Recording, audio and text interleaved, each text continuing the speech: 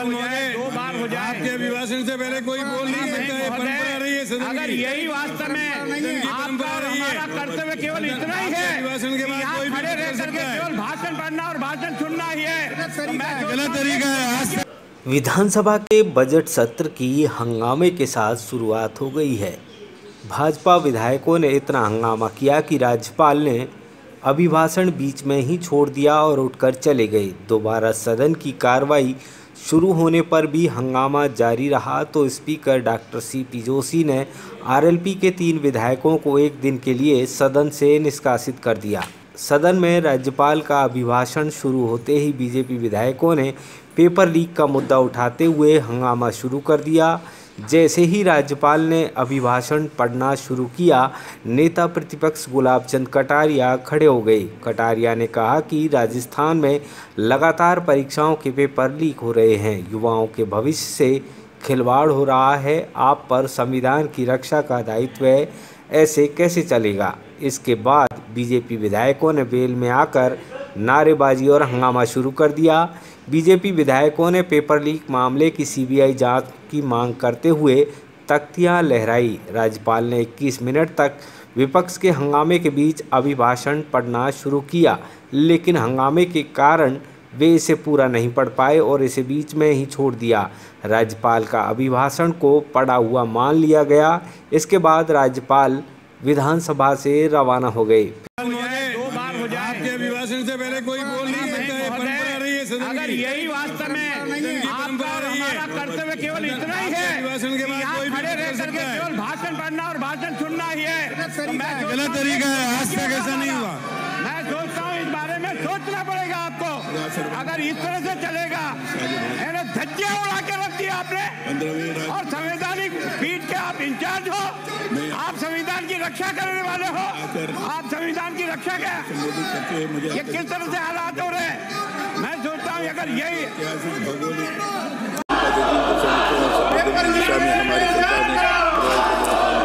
परंपरागत भारतीय चिकित्सा पद्धतियों के माध्यम से सामान्य उपलब्ध कराने के उद्देश्य से वर्तमान में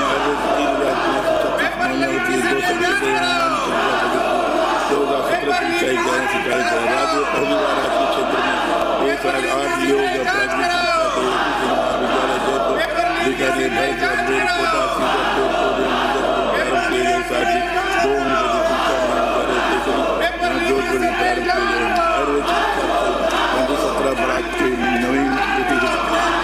हम सदन चलाना चाहते हैं, राजस्थान की विधानसभा हम चलाना चाहते हैं। हर मुद्दे पर जवाब देने के लिए सरकार तैयार है, लेकिन बीजेपी हमेशा हर सत्र में हंगामा करती है, हंगामा करके सदन को नहीं चलने देती। और जहां तक पेपर लीक का सवाल है, आप खुद इस बात को जानते हैं, राजस्थान पहला स्टेट है जिसने पेपर लीक पर सख्त से सख्त और सबसे ज्यादा कार्रवाई की है। करेक्शन में कार्रवाई करने वाला सबसे ज्यादा कार्रवाई करने वाला स्टेट राजस्थान है। और आप ये भी तय कर लेना, राजस्थान की कानून व्यवस्था यूपी से एमपी से अच्छी है। आप बताइए, पिछले समय में 8 विषय के तो पेपर आउट हो गए जो निरस्त करने पड़े। इसके अलावा भी कितने पेपर आउट हुए होंगे, उसमें एक आदमी को सजा दी हो तो बताओ। और हमारे यहाँ 50 से ज्यादा लोगों को जेल के अंदर डाला है और कड़ा कानून बनाया है, बर्खास्त किया है जो कर्मचारी पाए गए। तो कोई भी ड्राइवर ये चाहता है गाड़ी चलाते वक्त कि मैं एक्सीडेंट हूँ, लेकिन वो एक्सीडेंट होते रहते हैं। तो उसके लिए कानून बना हुआ है कि जिसकी गलती से हुआ उसको फौजदारी प्रकरण में चालान पेश होकर के सजा मिलेगी। कोर्ट से उसको जो मृतक है उसके वारिसान को उसको क्लेम मिलेगा। तो ये सब चीजें प्रक्रिया है। तो जो चीज हो चुकी वो गलत है, लेकिन उसके ऊपर कार्रवाई भी तो हो रही है ना। जो अपराध कोई घटित करता है उसके ऊपर अपराधी के खिलाफ कार्रवाई तो सरकार कर सकती है।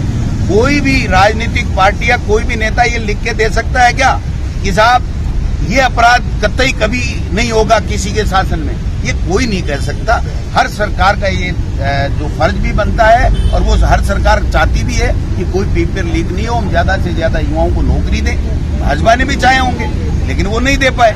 आज हमने चाहे, हमने काफी दिए हैं। अब इनको केवल और केवल युवा को टारगेट करके, पहले धर्म के आधार पे खूब खेल लिए, ये जाति के आधार पे खूब खेल लिए, अब युवाओं को टारगेट करके उनकी भावना भड़काने का षड्यंत्र कर रहे हैं। जबकि सही बात यह है कि ये जिस चाल के ऊपर चल रहे हैं उससे ये होगा कि एक भी युवाओं को नौकरी नहीं मिलेगी अगर सीबीआई को ये प्रकरण चला गया तो। और वो यही चाहते हैं कि युवा जाए भाड़ में इनके बीजेपी के भले से, उनकी नौकरी जाए भाड़ में, इनको तो अपनी राजनीतिक रोटियां सेकनी है। पिछली बार की तरह इस बार भी हंगामे से बजट सत्र की शुरुआत हुई है। पिछले साल भी बजट सत्र के दौरान पेपर लीक का मुद्दा छाया रहा था।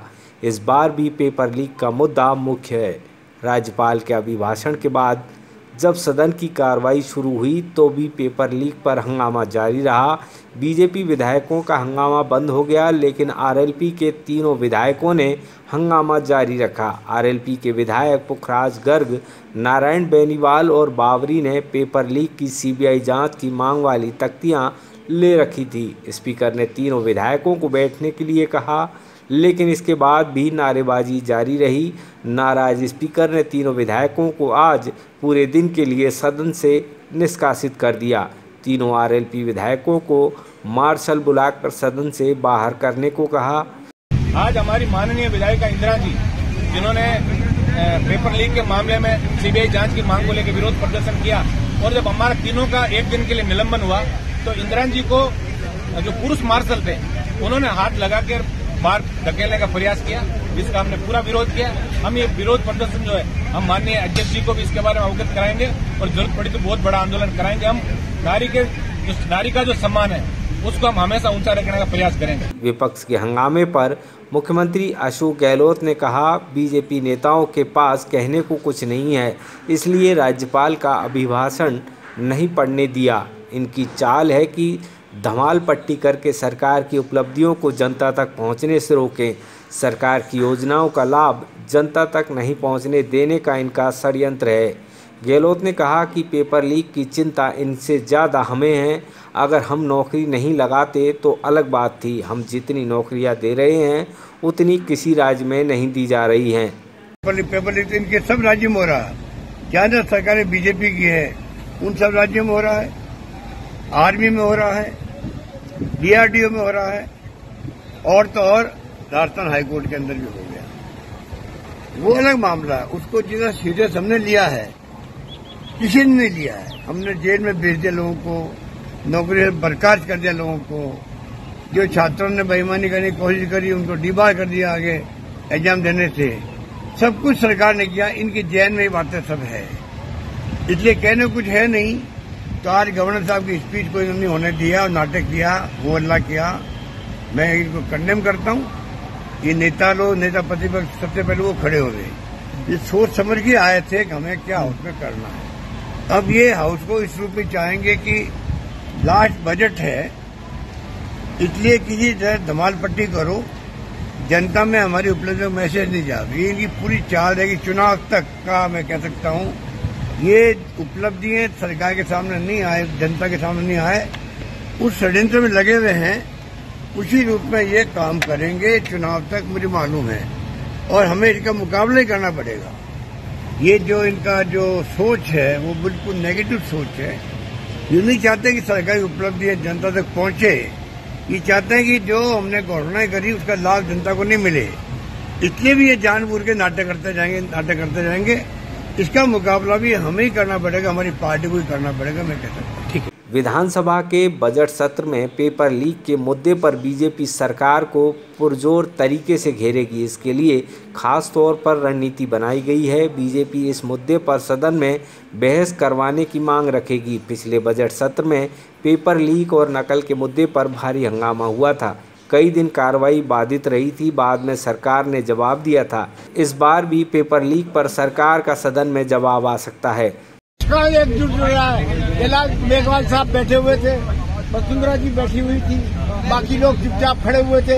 ये 5 या 7 सदस्य जो है वो जरूर हल्ला कर रहे थे, इसमें कोई दो राय नहीं। सीएम सलाहकार सीएम लोढ़ा ने उपनेता प्रतिपक्ष राजेंद्र राठौड़ के खिलाफ विशेषाधिकार हनन का प्रस्ताव पेश किया है। लोढ़ा ने विधायकों के इस्तीफों का मामला स्पीकर के पास पेंडिंग होने के बावजूद कोर्ट में याचिका दायर करने को विशेषाधिकार हनन बताते हुए प्रस्ताव पेश किया है। सीएम लोढ़ा ने कल विशेषाधिकार हनन प्रस्ताव सदन में रखने की मंजूरी मांगी है।